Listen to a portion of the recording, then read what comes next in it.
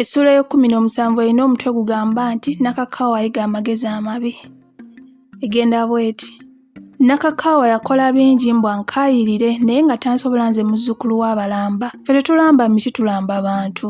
Nagamba nti oyo omukazi tagenda kunvaako okuggyako nga nze mmugobye. Kye yakola okunnumya yakinyumiza bakazi banne nga kimaze okumubuuza w'abeera anti wulira bye yakola okunnumya bwe yabinyumiza banne.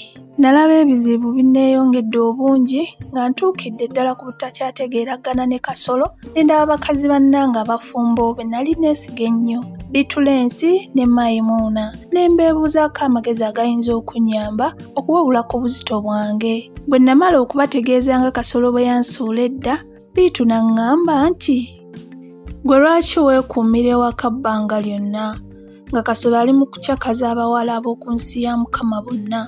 Gwe toli muntu nga ye, nawe funayo omusajja akucakazengako nga Kasolo ali mu bumalaya bwo bumutambuza kasu ku nsalo. Mukwano gwange namuddamu nti naye nnyabo, oyo omusajja gw'olaba alinga eyagwa ku ddalu bw'alimanya talinzita ko maayi nti ate nowulira olugoye lw'oliba oyambadde lwe lulyogera gy'ova. Bitulensi yaddamu nti nze amagezi ge nkuwadde ge gokka agasobola omusajja omutambuza eng'oyo. Bw'onoofuna omuntu akubudaabuda ng'ebirowoozo biwummula, tokwata buno bufaagifaagi naawe kwata omuloodi. Kale omusajja okukuleka nga waka n'amala omwezi nga tamanyi gy'osula gw'oli mufiirwa. Amagezi bannange ge bampa nalowooza nti matuufu ne njagala ntandikirewo okugagoberera.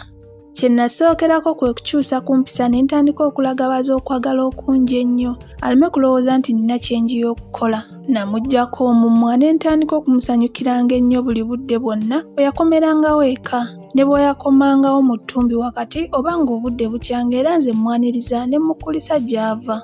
Amazzi lwageetaze nagafumbanga mangu ne ngamutwalira mu kinaabiro n'anaabako. Bwe yabanga ayagala okunywa ku caayi nga naye mufumba mangu n'amunywa.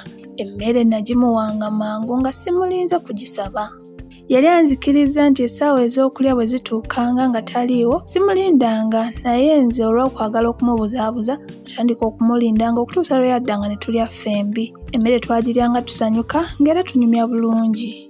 Namubuuzanga by'alabye era ne byawulidde gy'ava.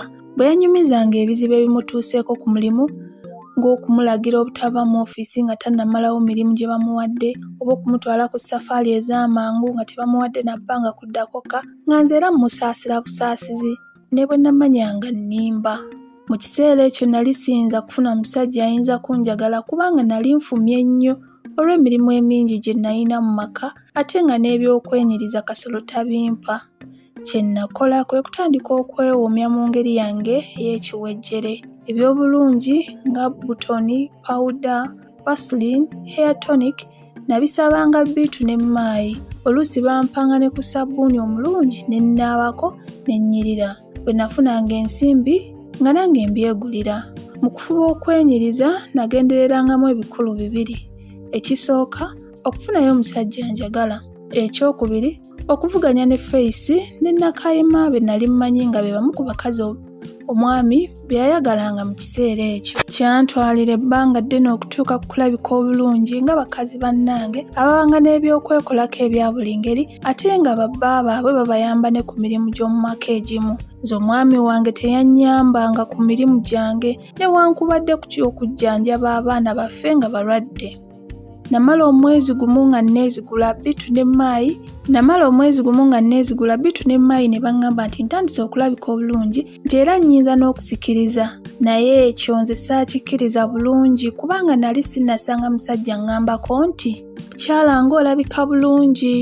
Ku ludda lw'ekyalo ky'ewaffe mu bugwanjuba waaliyo omwami omu gwe nali mmanyi obulungi ng'ayitibwa Rwogamata. Omwami oyo yali mumanyifu nnyo kubanga yali muguzi wa mmwanyi kakutakamu. Emmwanyi yazigulanga buli wantu ku kyalo ky'ewaffe ne mu miriraano. N'ewaffe yazigulangayo emirundi mingi. Yali musajja muyonjo nnyo ate ng'alabika bulungi. Buli lwe yajjanga ewaffe okugula n'asanga ng'omwami wange taliiwo nga ŋŋamba nti mukyala nkusaba oggyeko ewange tunyumyemu. Nze namuddangamu nti munnange sirina bbanga. Ne bwe namusanganga mu kkubo ng'era ebyo bye ŋŋamba ate twamusanga ng'emirundi mingi nga tuli ne baze naddala ku mikolo egitera okugatta abantu b'ekyalo ng'egy'okuziika abafu, embaga z'obugole, okwabya ennyimbe n'okusinza liiso ddene.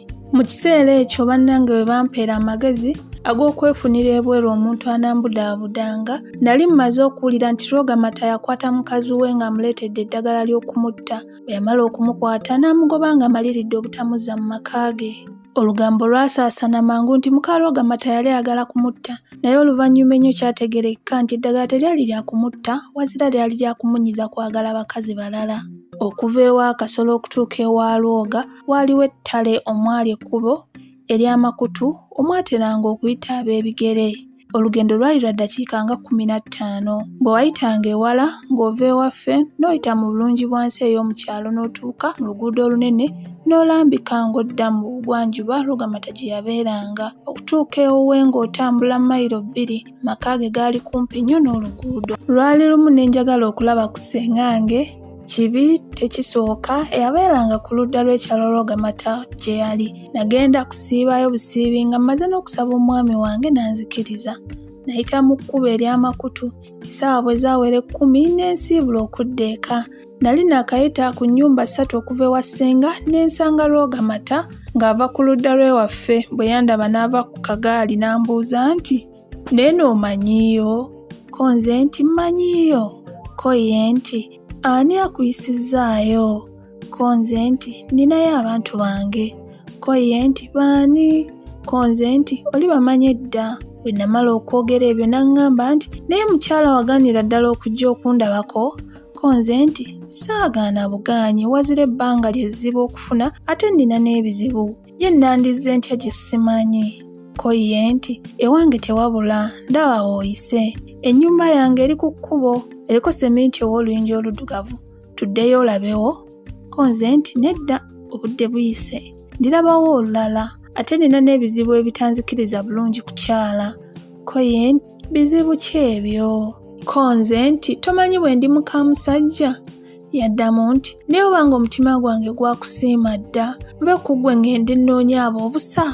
Ye balutayagalanga ku baka abasajja." Ko nze nti, "Anti bagamba kyenkola bannange saagala bakinkole ng'omubbi bamubbye." Ko ye nti, "Nange njagala mbe ku mubbi nga ye." Ye olulala nga baamukwata ne mukakyobe ne bamuggyako siringisi 10 ezatonvaamu. Namuddamu nti, "Munnange, ebyo nze saabimanya. Ye owuwo obeerayo ddi?" Ko ye nti, "Singa kubeerayo ku Lwamukaaga ne ku Ssande." Ko nze nti, "Bwe ndijja ne sikusangayo." Ko ye nti, "Ate ndiba ŋŋenze ewa? Gwe mbulira olunaku lw'oyinza okujjayo." Ko nze nti, "Bwe sirifuna bizibu by'amaanyi ndijjayo ku Lwomukaaga oluliddirira luno olw'okumpi." Bye twayogererako ebyo lwali Lwakuna. Bwe twabimala Rogamata n'amperekerako okummazaako ettale. Yaleka nnyingira mu kyalo n'addayo ewuwe. Nagenda nsaayirira kubanga obudde bwali buyise nnyo. Nali ntuuka ku luggi olw'emiryango ne mpulira nga Radio Uganda egamba nti essaawa ziri 2 zennyini ez'ekiro. Nsanga omwami wange akomyewo kyokka ng'amazeewo akaseera katono. Yali mu ddiiro ng'awulira mawulire. Nze nayingirira mu manju kubanga oluggi lwayo yali talusibye. Nagenda butereevu nga nneekaza. Ne ntuula ku ntebe okumpi naye ne mubuuza era ne mukulisa nti, "Ssebo kulikayo?" Yanziramu nti, "Mbadde nti nze nandikukulisizaayo."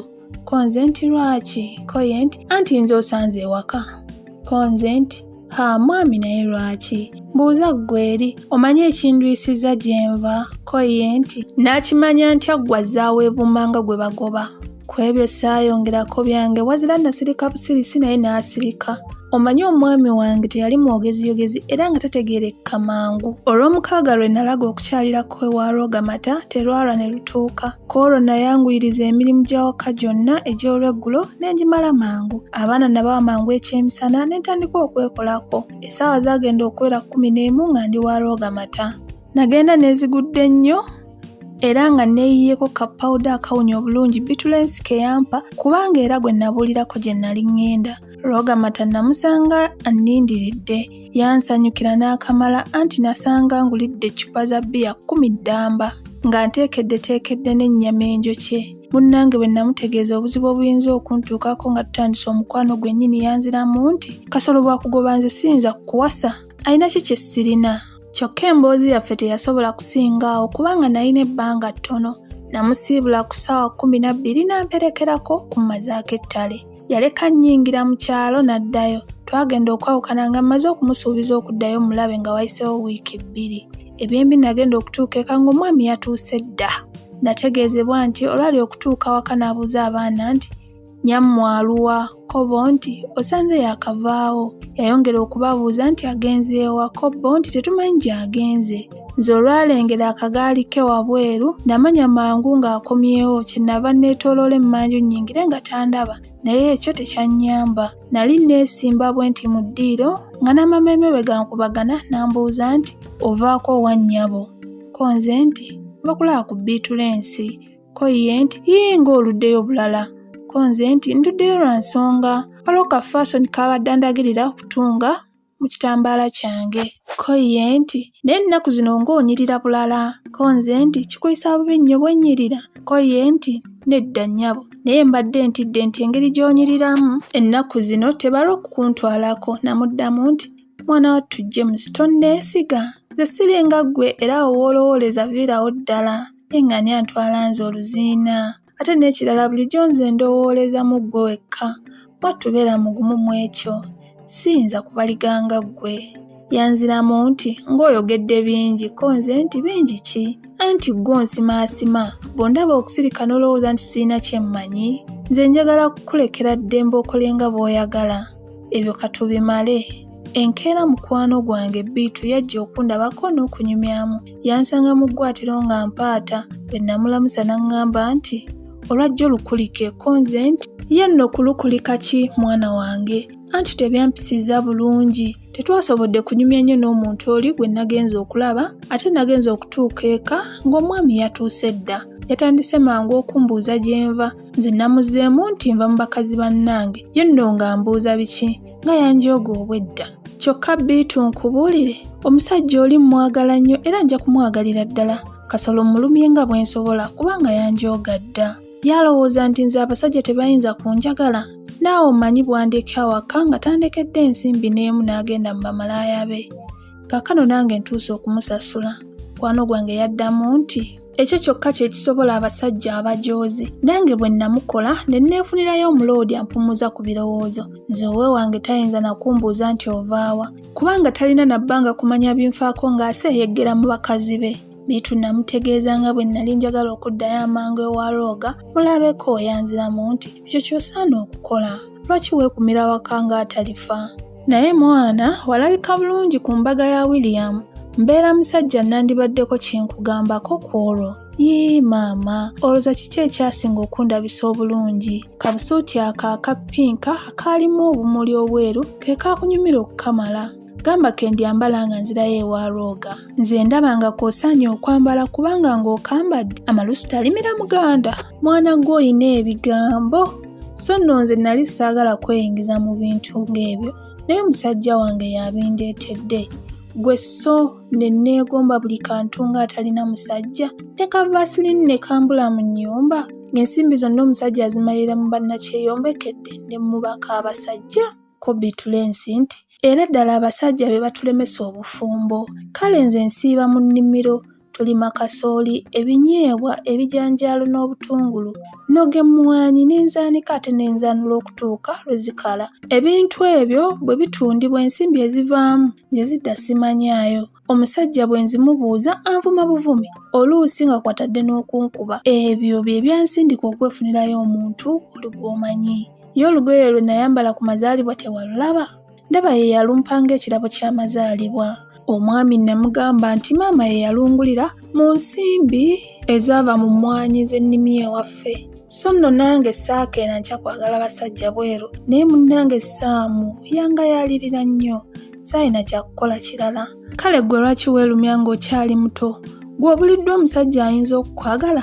Oliko nnabulezi? Nange siraba nsonga kyenva neerumya bwe ntyo. Nateekateeka okuddayo okulaba Looga nga wayiseewo wiiki emu. Lwe naddayo nalimako katono ne nnyinyuka nsobole okumala amangu emirimu gyange egy'awaka. Ekyemisana abaana nakibawa ku ssaawa 6:30 so nga bulijjo nakibawanga ku 8. Nze emmere n'okumpoomera teyampoomera anti ng'omutima gunnumira kulaba ku lwogamata. Olwajjawo endagala abaana ne mbaalira okwebaka, nze ne ntandika okwekolako. Neeyiwako pawuda ne kalifuuwa yenna gwe nasobola okufuna mu bannange. Ne nsuulamu kabusuuti kange Biitu ke yaŋŋamba nti kannyumira nnyo. Mu nnaku ez'awaka waaliwo muto wange Nakayiwa eyali azze okutulabako. Oyo gwe naleka akuumaawo nga mulimbye nti ngenda mu kirabu y'abakyala, yali ku ludda lw'ekyalo Lwogamata gye yabeeranga. Mu kkubo namalamu eddakiika nga 10 ne ntuuka anti natambula mbuukamu amabanga agamu olw'obutayagala baze kuddaka nansanga nga siriiwo.